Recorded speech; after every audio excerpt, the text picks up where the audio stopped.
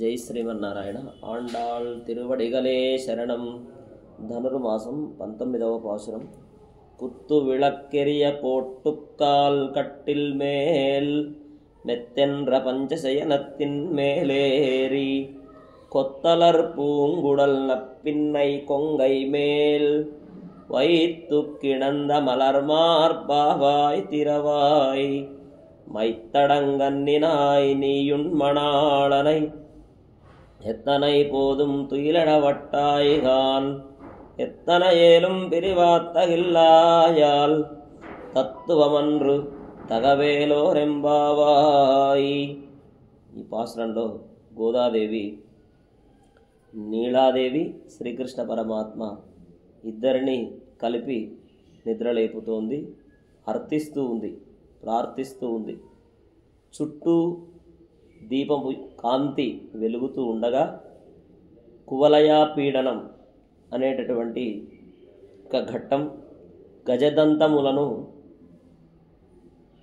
ఆ కువలయ అనేటటువంటి రాక్షసుని సంహరించి పీడను అణచి ఆ ఏనుగు రూపంలో ఉన్నటువంటి రాక్షస సంహారం చేసిన తర్వాత ఏనుగు దంతములనే మంచము కాళ్ళుగా తయారు చేసి అటువంటి మంచము పైన నిద్రిస్తున్నటువంటి ఓ స్వామి, ఆ మంచానికి ఉండేటటువంటి 5 లక్షణాలు చెబుతూ ఉన్నారు.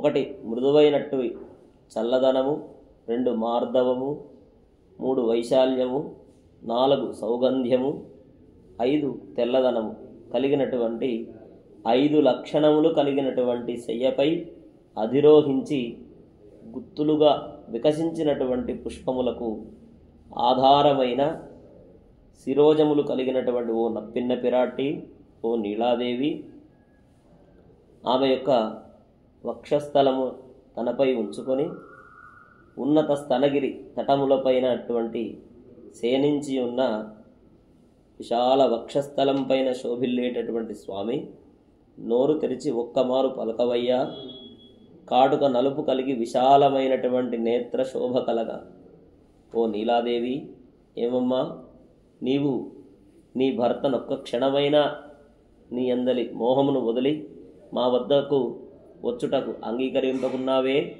ఆ మాత్రము కూడా భర్త యొక్క విశ్లేషము సహించలేవా? ఇది నీ యొక్క పురుషకార స్వరూపానికి స్వభావానికి కూడా తగదమ్మా.